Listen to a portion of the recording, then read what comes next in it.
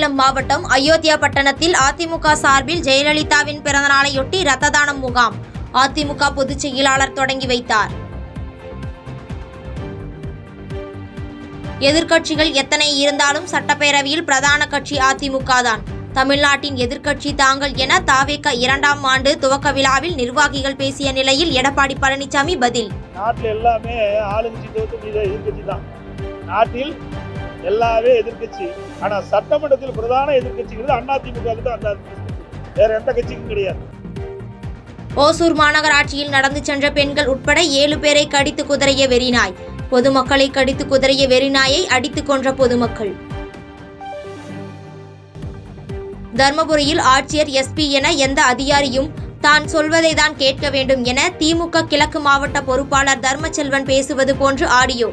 தான் சொல்வதை கேட்கவில்லை என்றால் அதிகாரி இருக்க முடியாது என்று பேசிய ஆடியோ வெளியானது. அதிகாரி கூட நான் சொல்றது கேட்கலாம், அந்த அதிகாரி இருக்க மாட்டான். இதுல யாரும் தலையிட முடியாது. நீங்க நினைக்கிற ஆளுங்கெல்லாம் சொல்லி அந்த ஆளுங்களை மாற்ற முடியாது. நான் லெட்டர் வச்சாதான் மாற்ற முடியும். அதை நீங்க உணர்ந்துக்கணும். சரிங்களா? கலெக்டர் நான் சொல்றதா கேட்கணும், எஸ்பி நான் சொல்றதா கேட்கணும், கீழேங்கிற அத்தனை நிர்வாகம் நான் சொல்றதா கேட்கணும். கேட்கலன்னா அவங்க இருக்க மாட்டாங்க.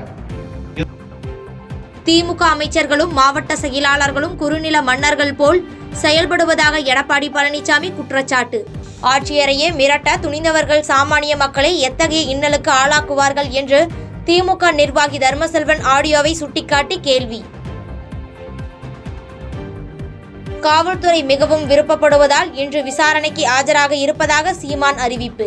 நடிகை வழக்கை முடிக்க உயர்நீதிமன்றம் 3 மாதம் அவகாசம் கொடுத்தும் போலீஸ் ஏன் அவசரம் காட்டுகிறது என்று கேள்வி. ஏற்கனவே கொடுத்திருக்காங்க, இருந்தாலும் மறுபடி கொடுத்து சீக்கிரம் வாங்க என்னை பார்க்க அவ்வளவு அவசரப்படுறாங்க.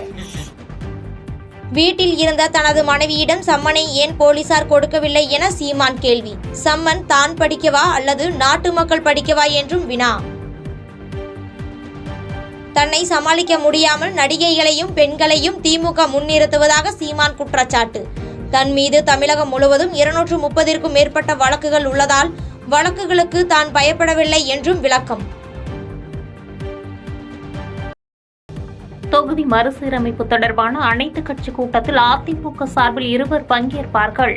தொகுதி மறுசீரமைப்பு தொடர்பான அதிமுகவின் நிலைப்பாட்டை கூட்டத்தில் தெரிவிப்போம் என அதிமுக பொதுச் செயலாளர் எடப்பாடி பழனிசாமி அறிவிப்பு. தமிழ்நாடு, தமிழ்தாய் வாழ்த்து ஆகியவற்றின் மீது வெறுப்பை உமிழ்கிறார் ஆளுநர். மொழியுணர்ச்சியை பற்றி தமிழர்களுக்கு ஆளுநர் பாடம் எடுக்க வேண்டாம் என்று அமைச்சர் ரகுபதி காட்டம். சனாதனம் சமஸ்கிருதத்தை தமிழ்நாட்டில் காலூன்று செய்திட குட்டிக்கரணம் போடுகிறார் ஆளுநர். ஆளுநரின் நாடகங்கள் எல்லாம் தமிழ்நாட்டில் எடுபடாது என சட்டத்துறை அமைச்சர் ரகுபதி சூளுரை. திண்டுக்கல் மாவட்டம் நல்லமநாயக்கன்பட்டியில் ஜல்லிக்கட்டு போட்டி விறுவிறுப்பு. உற்சாகமாக தொடங்கிய போட்டியில் 200 காளைகள், 300 மாடுபிடி வீரர்கள் பங்கேற்பு. மும்பை பங்குச்சந்தையில் சென்செக்ஸ் 1000 புள்ளிகள் சரிவு.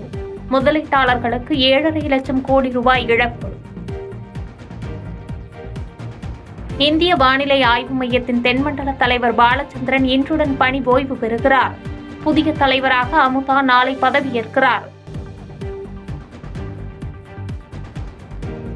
மும்பையில் பைகுல்லா பகுதியில் அடுக்குமாடி குடியிருப்பு கட்டிடத்தில் பயங்கர தீ விபத்து.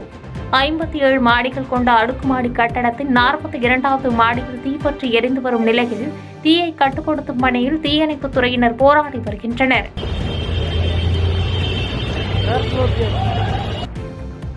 வெள்ளை மாளிகையில் அமெரிக்க அதிபர் டிரம்புடன் பிரிட்டன் பிரதமர் ஸ்டார்மர் சந்திப்பு.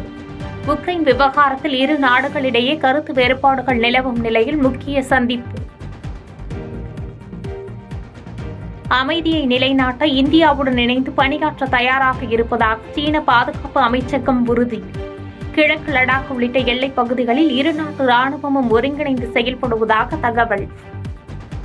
பாதகம் செய்பவரை கண்டால் நாம் பயம் கொள்ளலாகாது பாப்பா. மோதி மிதித்துவிடு பாப்பா, அவர் முகத்தில் உமிழ்ந்துவிடு பாப்பா. அண்மை செய்திகளை உடனுக்குடன் தெரிந்து கொள்ள இணைந்திருங்கள் எம் நாடு தொலைக்காட்சியுடன்.